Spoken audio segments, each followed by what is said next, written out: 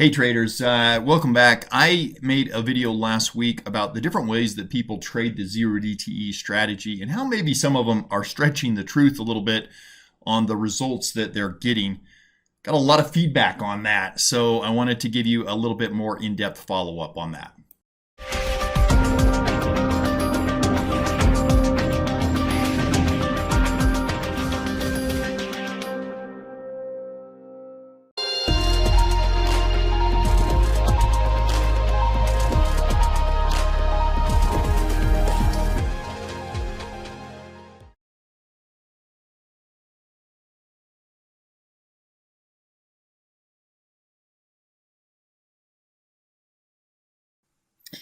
Hey traders, I wanted to share this with you. There was a saying that I learned in high school that actually I learned this saying in college, and it's always stuck with me. Liars figure and figures lie. You can make numbers say whatever you want them to say, because it stuck with me because in math I was taught, or excuse me, in high school I was taught that math was a language, and it was the purest language on the face of the earth. It was a perfect language, and 2 plus 2 would always equal 4. No matter what you wanted to say, or no matter how badly you wanted to equal 5, it would always equal 4. It was perfect. But as you go throughout life and gain a little experience, you learn that people can twist numbers and results. And there's a lot of ways that people don't necessarily maybe lie about their trading results, but they use certain ways to calculate their results that kind of can obfuscate or hide some of the real facts behind what's happening. And so that's what I wanted to just talk about today. There's basically 4 different ways that I see people calculating results out there today. There's the annual percentage rate, there's the return on capital, there's the return on risked capital, and there's just the percentage return. So I want to talk about these for just a second here. APR, annual percentage rate. I am more of a libertarian, I think, probably politically than anything else. I think less government is probably best government. But every once in a while, the government does something that is really good for the public, and it benefits us. And not too long ago, the Fair Credit Reporting Act was one of those things. There was a lot of good stuff that came out of the Fair Credit Reporting Act, and one of them was the requirement that banks and lending institutions and investment firms switch to using APR, annual percentage rates, to calculate their loan costs or their profit returns. And the FTC, the Federal Trade Commission, which is sort of the governing body for a lot of this stuff that we are doing here, tends to like this method, deems it the most accurate. And there's a lot of advantages to it, but there also are some challenges with it. So again, what happened back in the day was banks specifically and lending institutions would do all kinds of sort of chicanery with their loans. They would say, well, this loan is a 6% interest rate for the year, but it has a 3% fee up front. This loan is only 4% for the year, and it has no fee up front. Okay, well, which one is actually the more expensive loan? They would say this loan is 6% interest rate for the year. This loan is only 5% interest rate for 9 months. So it made it very, very difficult to do side-by-side comparisons. Well, with APR, all of that is done for. So let's say that we had a $10,000 investment, and that's our capital into the trade, and it yields us a $1,000 profit. And it does that in 1 month. Okay, let's say that maybe we have a $3,000 investment, and that yields us a $300 profit.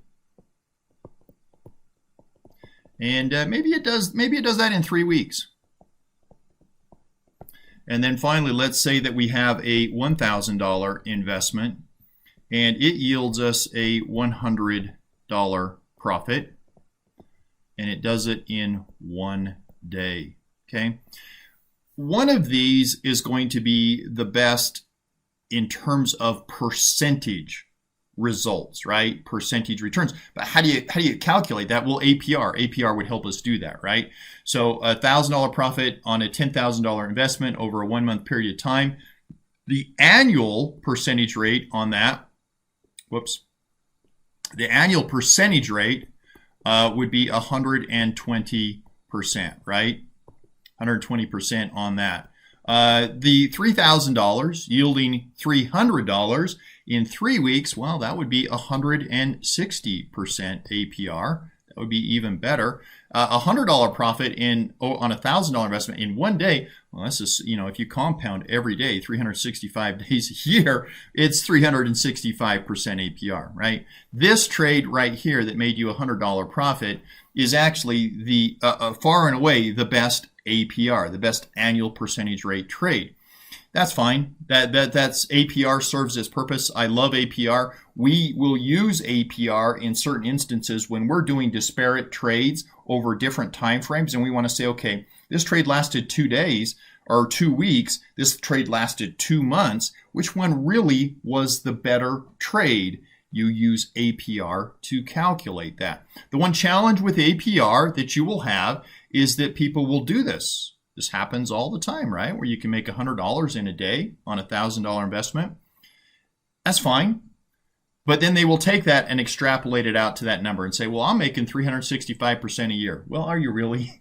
Are you really going to be able to duplicate that exact same trade 364 more times that year? Well, since there's only 20 trading days in a month, probably not, right? So it's very, very, I think, misleading to take a 1 month, a 3 week, a 1 day return and extrapolate it out to APR, unless you are just simply using it to compare two investments side by side, okay? So that's the idea behind APR. It serves a great purpose. It's a great equalizer. Return on capital is my favorite. I think it's the most honest. I think it's the most straightforward and honest way to report returns. That's just my humble opinion. It's just me talking. You just simply divide the dollar profit by the amount of capital that you've committed to a trade. So it's pretty straightforward, really. If you put $10,000 up and it brought in a $1,000 profit, you would just simply divide this number by this number, and it's going to give you a percentage return, 10% return. I think that that's the way that most people think, is return on capital. It's the way that I think. When I say I made a 10% return, I'm immediately taking however much money I put into the trade and figuring out what 10% of that would be, and that's what the number should be, right? That's how I think is return on capital. Now, there's a little bit of twist to that I'm seeing a lot of people use right now, which is called return on risk capital. Return on risk capital. And it's where you use a stop loss to calculate your actual risk in the trade. This differs from the amount of capital that you have in the trade. For me, this is starting to get into smoke and mirrors. I don't like when people use this. I think it's used to sort of obfuscate what the real result was or make your results look better. And really all we're doing here is, again, saying, well, yeah, I did put $10,000 into the trade and it did make me a $1,000 profit, but I had a stop loss in here at, let's stop loss this, at 2 times my credit. Okay, so I got a $1,000 credit in on this trade. I'm going to stop loss this at a $2,000 loss. So it didn't go against me. I didn't hit my stop loss. I made my $1,000. Yeah, I got 10 grand into the trade, but I'm really only risking 2 grand. And a $1,000 profit on a $2,000 risk is a 50% return, right? So on the same trade that I'm saying I made 10% return on, they're saying they made 50% return. I have a problem with this because I understand the value in understanding what your true risk in the trade is. There's merit in that. But my problem with this is that, you know what? I don't care where you put your stop loss. You still had to come up with $10,000 to put in that trade, right? You still had to come up with that to put it in the trade. So I don't like it from that perspective. Probably the most deceiving one is just looking solely at the percentage return. Now, I'm not saying that there's anything wrong with calculating percentages. What I'm saying is there's something wrong with only using percentages to calculate your results. Percentage returns omits the dollar profit or loss from the trade and simply converts what you did into a percentage, okay? Now, percentages has a very key important role in allowing different traders with different dollar amounts to compare results. We use percentage returns every single day in our trading room because that's how we can all talk the same language. There's hundreds of traders in our live trading room all around the world trading various amounts of money. We've got people trading $1,000, people trading $1 million.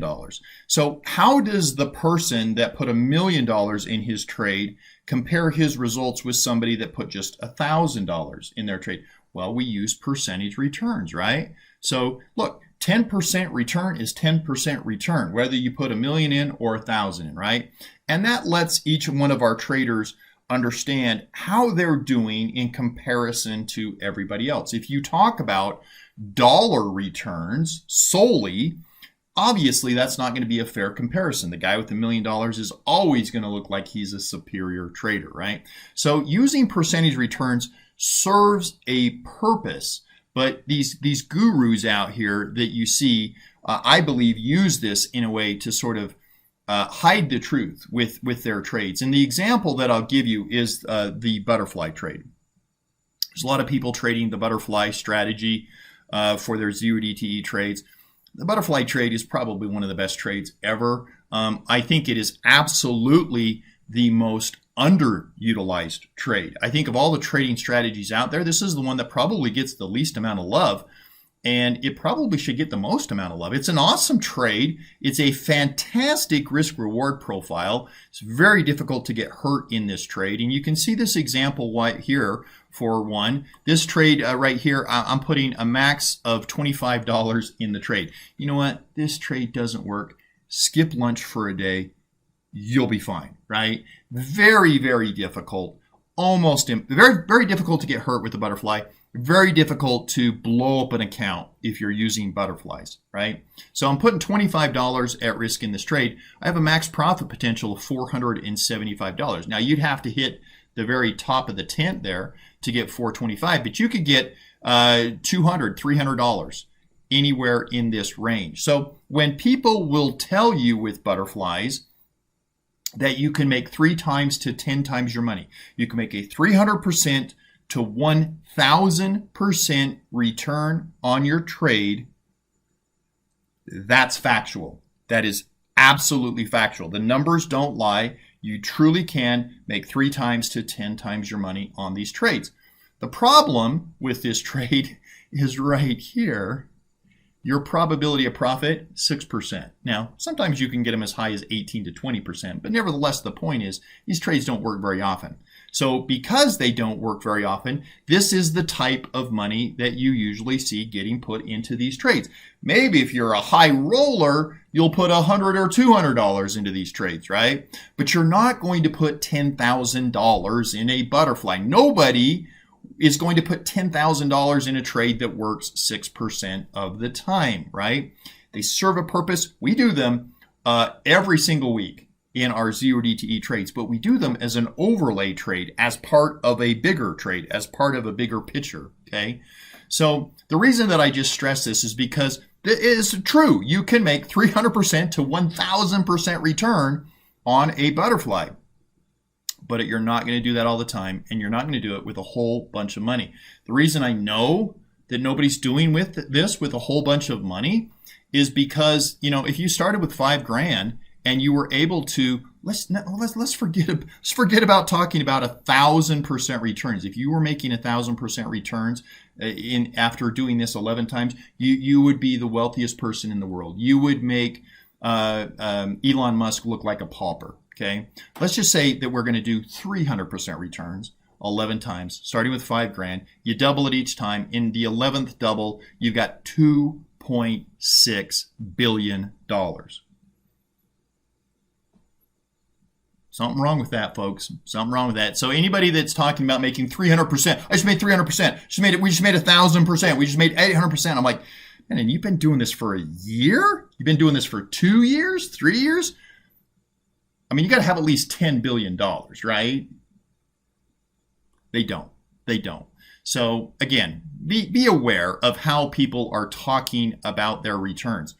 I will give you the cold hard facts for our trading room as of today, April 10th, 2022. We've had 42 days this year so far of 0 DTE opportunities. 42 days where there was a option cycle expiring that day on the indices. During those 42 opportunities, we've done 70 0 DTE trades. Now, the first question usually comes up, well, how did you do 70 if there was only 42 opportunities? We will double dip all the time. We can get in and out of a trade, and then we will attack it again from a different approach, and or we use multiple indices. We trade the NDX right along with the SPX. Over the long period of time, all of the major indices move in the same direction, but on a day-to-day basis, there's huge divergences that take place. And there's very many occasions where we will be trading a bullish strategy on one index and a bearish strategy on another index. So we put 70 trades on this year. 68 were winners, 2 were losers. You guys know this. I hope you know this. There is no system out there. I've been at this 35 plus years. There is no system out there that has 0 losers. It's just not how trading works, but we're thrilled with this. We are absolutely thrilled with this. And our average daily profit has been between 3% and 10%, between 3% and 12% each day on our invested capital. My average capital amount in these trades averages around $11,000. I will usually commit somewhere around $30,000 to this trade, and I scale in 1/3 at a time. So I will start with maybe as little as $5,000 to $10,000, and giving me the ability to scale and adjust and manipulate that trade 3 different times over the trade. It ends up at the end of the day averaging out to about $11,000 in the trade. So again, just make sure that you're looking at someone that is giving you full transparency in their results. That's important, I think. If you're interested in our trading room, I will drop a link below to give you a free week trial. You can come see us trade and watch how we do it. And one other thing I would ask, guys, please hit the subscribe button. A lot of you guys that watch these videos do not subscribe.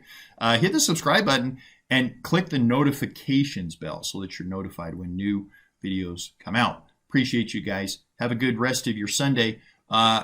Futures have just opened up now. I'm going to let them play out for just a little bit, and then I'll put my levels together, and we will get our weekly preview video out for our trading schedule for this week in a little bit here later this evening. Look forward to seeing you guys in the trading room tomorrow.